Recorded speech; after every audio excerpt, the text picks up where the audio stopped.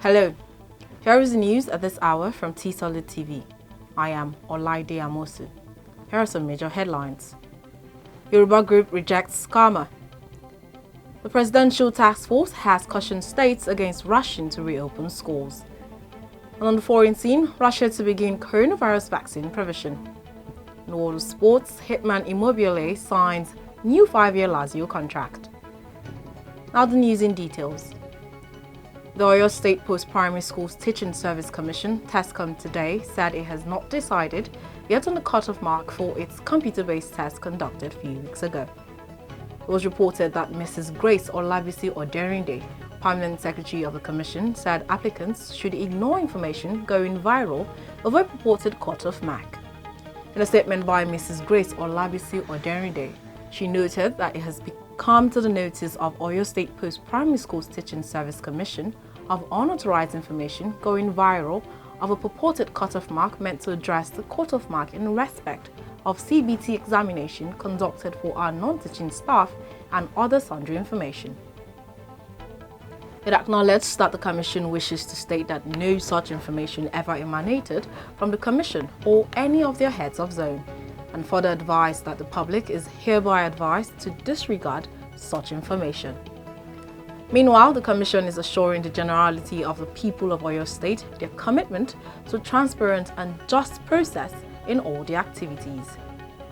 Wife of the Oyo State Governor, Engineer Tamuno Minini Olufunke Makinde, and the chairperson of the University of Ibadan Women's Society, UIWS, who is also the wife of the Vice Chancellor, Dr. Mrs. Wumi Olayinka, have declared their readiness to collectively empower women and fight gender-based violence to a standstill. Mrs. Makinde, who played host to the chairperson of the UIWS in her office, said that there is every need to promote women empowerment and emancipation as an avenue for engendering peaceful coexistence in the society. In a statement by the Office of the Wife of the Governor of Oyo State, quoted Mrs. Makinde as saying that the office has been working assiduously to end rape and gender-based violence in the state. The statement also indicated that the office has been adopting proactive measures while putting in place the right structures to prevent the occurrence of negative anti-women vices. However, the UIWS, according to the statement, is a non-governmental organization.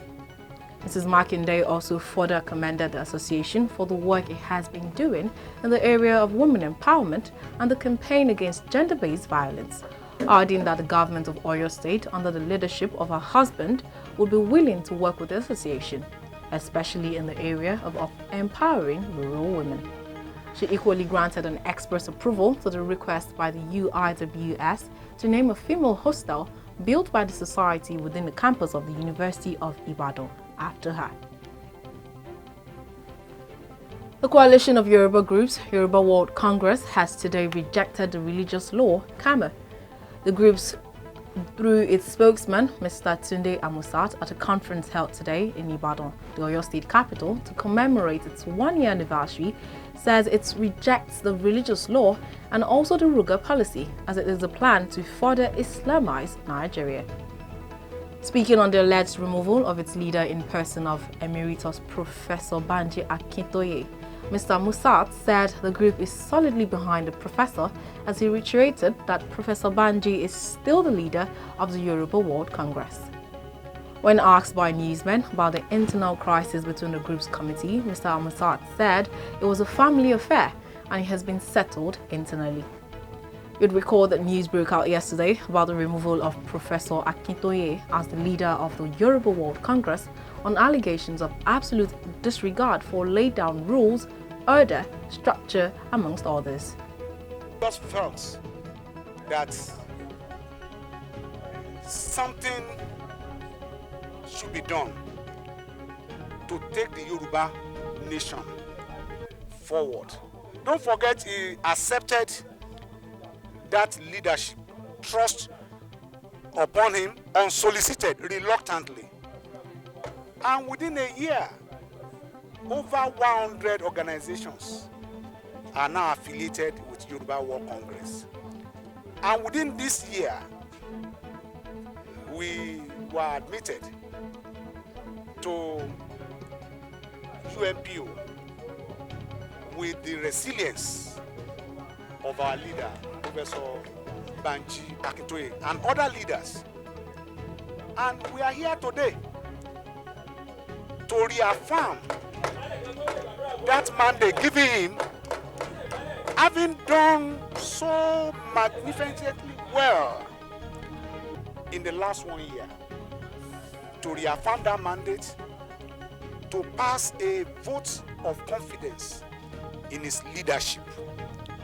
That is why we are here. Our aim still remain one point on agenda: the liberation of Yoruba sons and daughters, both in Nigeria and in diaspora. We don't want to be distracted by anything, but we want to be sure that we know what we're doing. And like I said earlier on, we are here to reaffirm that mandate given to him unsolicited a year ago in Ibadan. That's why we are here. The Presidential Task Force on the COVID-19 control has cautioned states against rushing to reopen schools. Secretary to the Government of the Federation and Chairman of the PTF, Boss Mustafa, cited how such haste escalated COVID-19 management situation in some countries. Mustafa, in his statement, said that more sectors of the economy may soon be reopened, especially as the nation will be entering a new phase of the ease lockdown, noting that the PTF would present its recommendations to President Muhammadu Buhari this week, which will determine the next phase in the national response. The Inspector General of Police, Mr. Mohammed Adamu, is said to have approved the second edition of the Conference for Senior Police Officers as part of the implementation and operationalization of community policing in the country.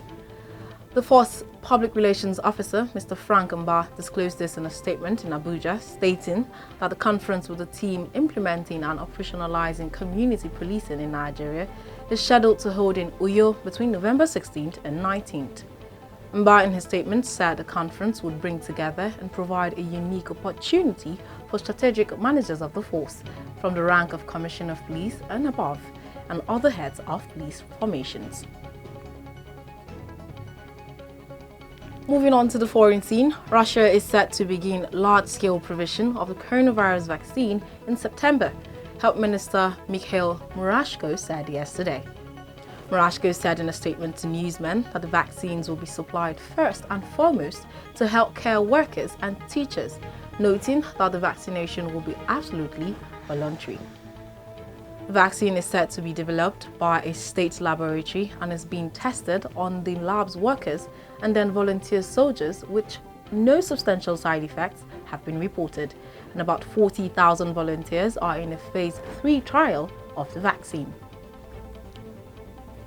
Ghana's President Nana Akufo-Addo has announced the reopening of the country's international airport today, but with new regulations in place to curb the spread of the coronavirus. However, Kotoka International Airport, located just outside the capital, Accra, was reported closed in March, along with other border points, in a bid to contain the virus in the West African country. Ghana's president, in his statement, said he is glad to announce that Kotoka International Airport will reopen and resume operations from today, 1st September 2020, while land borders would remain closed.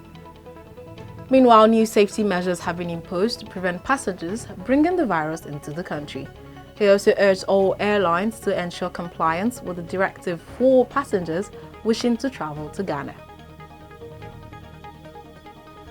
Moving on to the exciting world of sports, Ciro Immobile is said to have signed a new 5-year contract with LAZIO.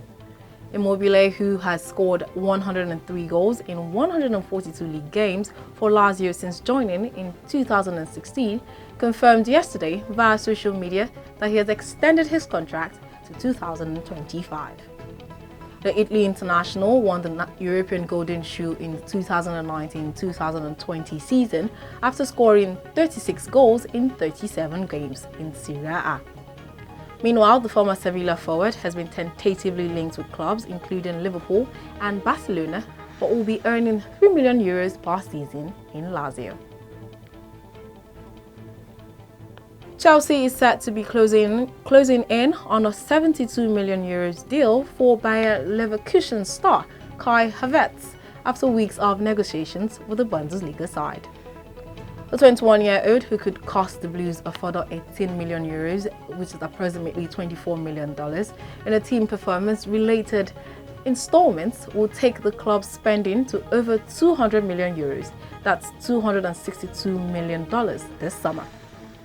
The Blues has, however, agreed on a 5-year contract for the attacking midfielder, who met up with his Germany teammates on Monday in Stuttgart for international duty.